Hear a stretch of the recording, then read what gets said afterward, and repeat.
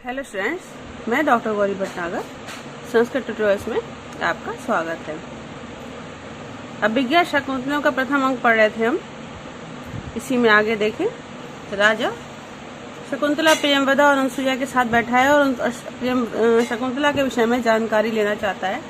तो उसी में आगे देखें, अनुसुईया कहती है, तम सख्या प्रभवम अवगच्छ, उन्हें हमारी सखी का प्रभु में जन्म देने वाला अवगच्छ समझे।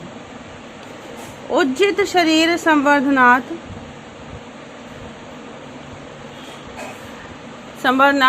इभिस्तात काश्यपो अस्या पिता।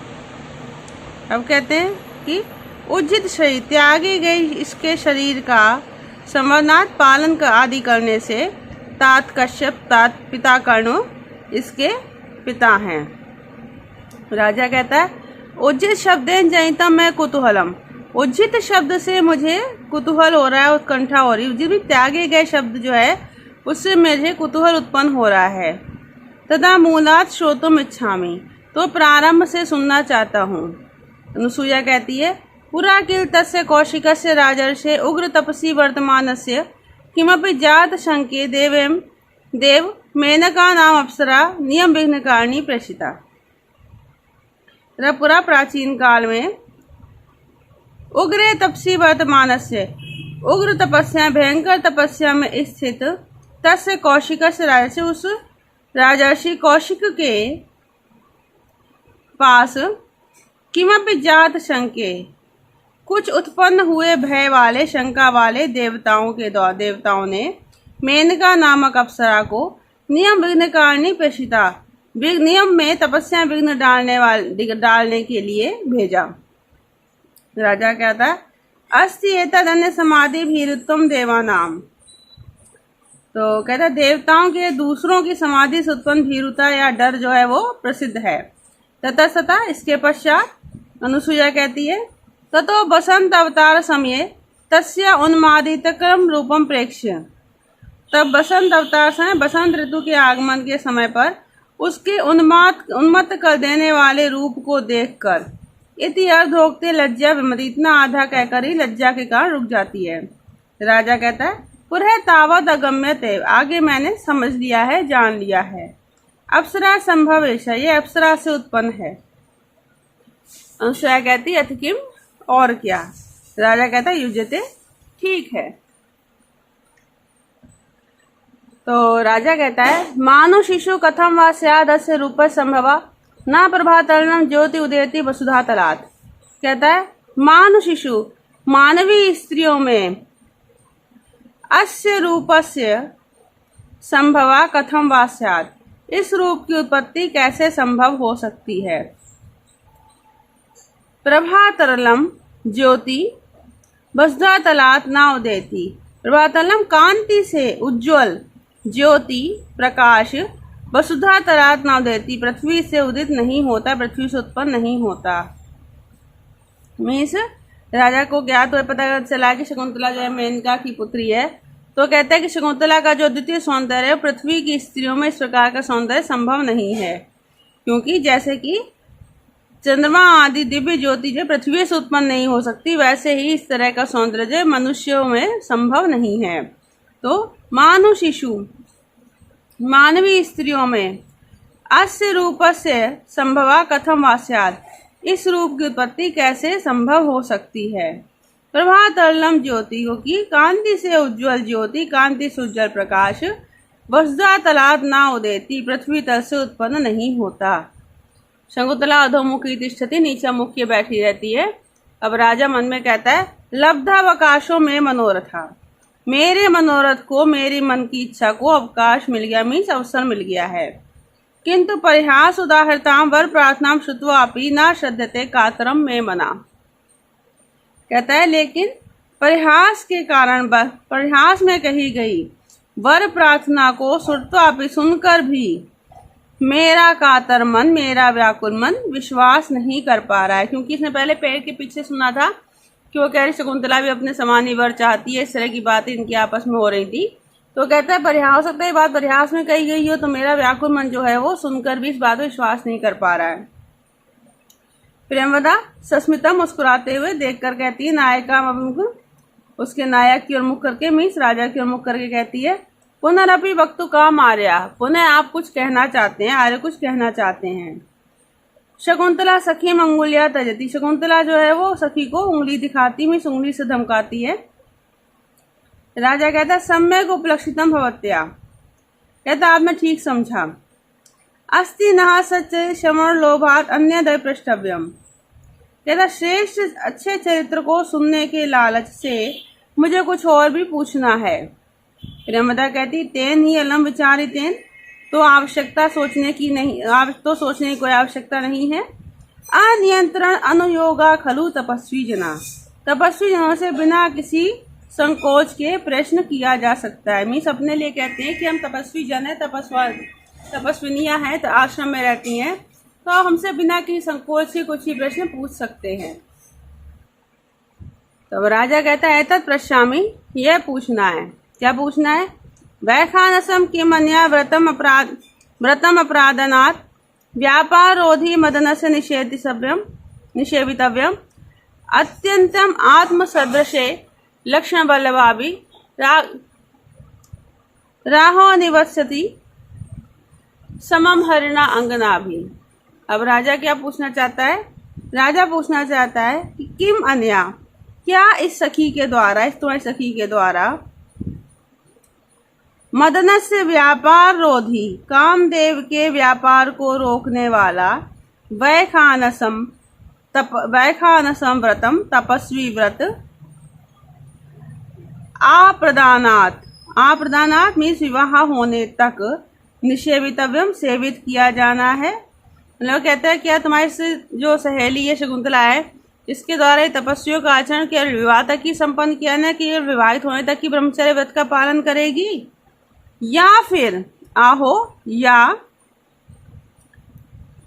सदृशिक्षण वल्लभाभि, अपने समान सुंदर ईक्षण नेत्रों वाली, हरिणंगनाभि, हरिणियों के समम साथ, अत्यंतम निवस्यति, हमेशा रहेगी। मतलब राजा ने दो बातें पूछी हैं कि उसको ये बात कंफ्यूजन है, उसको ये दुविधा है कि या तो ये तुम्हारी सखी जो है कि केवल विवाह तक ही ब्रह्मचर्य का पालन करेगी, या फिर हमेशा ही ब्रह्मचर्य का पालन करके इस आश्रम में इस हरिणियों के साथ रहेगी। कहते हैं इन दोनों के विषय में मुझे दुविधा है। फिर से देखें कि मनिया, क्या है सखी तुम्हारी सखी के द्वारा, मदनस्य व्यापार रोधी, कामदेव के व्यापार को रोकने वाला, कामदेव के कार्य को रोकने वाला, वैखानसम व्रतम, ब्रह्मचर्य का व्रत, आप्रदानात् निषेवितव्यम, विवाह होने तक ही सेवित किया जाना है, आहो अथवा सदृश ईक्षण बलभाभि, सदृश अपने समान बलवान सुंदर ईक्षण नेत्रों वाली, अपने समान सुंदर नेत्रों वाली, हरिणंगनाभि, हरिणियों के समम साथ, अत्यंतम निवसति, हमेशा ही रहेगी।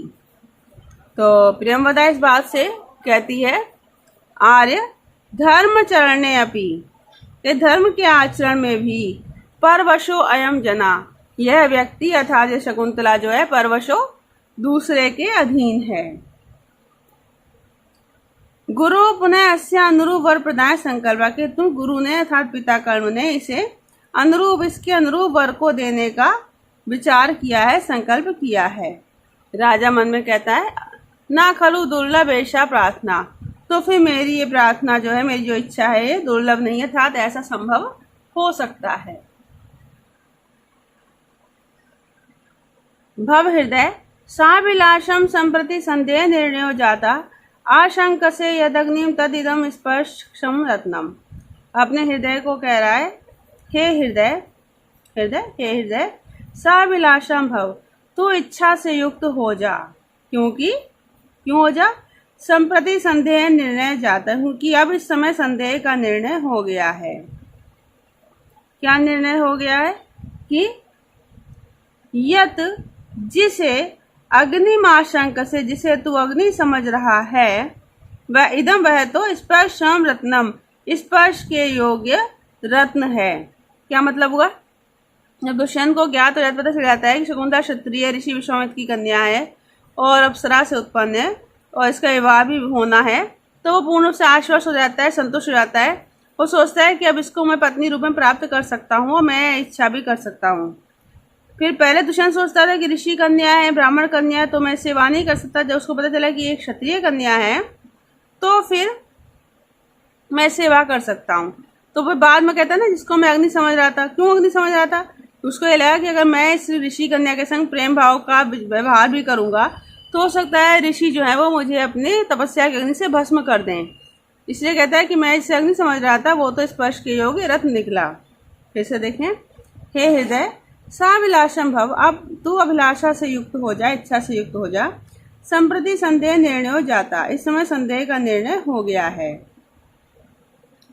यह अग्निम आशंक से, जिसे तुम अग्नि समझ रहे थे, इदम स्पर्शम रत्नम, वह तो स्पर्श के योग्य रत्न है।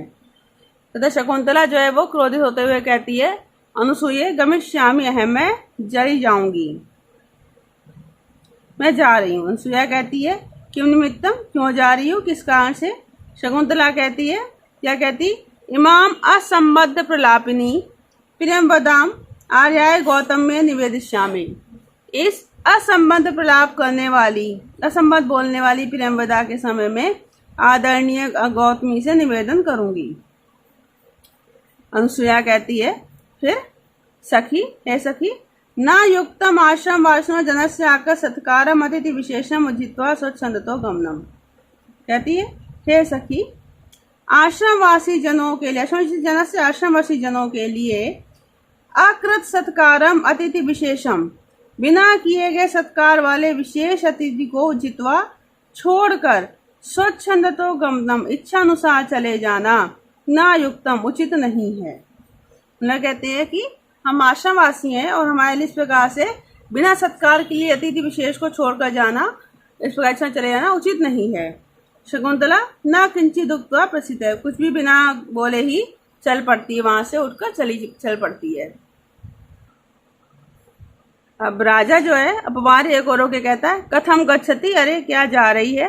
ग्रहीतुम इच्छन पुनः आत्मा निग्रह, पकड़ने की इच्छा करते फिर स्वयं को रोक कर कहता है, अहो चेष्टा प्रतिरूपिका कामिनो मनोवृत्ति, अरे कामी जनों की जो मनोवृत्ति है, इच्छा है, वो चेष्टा के प्रतिरूप ही होती कि मैं कामी हो रहा हूँ इसके प्रति, मैं इसके प्रति काम भाव से प्रेरित हो रहा हूँ, तो मेरा मन करता है कि इसे रोक लूँ और मैं वही करना चाहता हूँ कि मेरी जो इच्छा है वही मेरे शरीर के ऊपर हावी हुई जा रही है।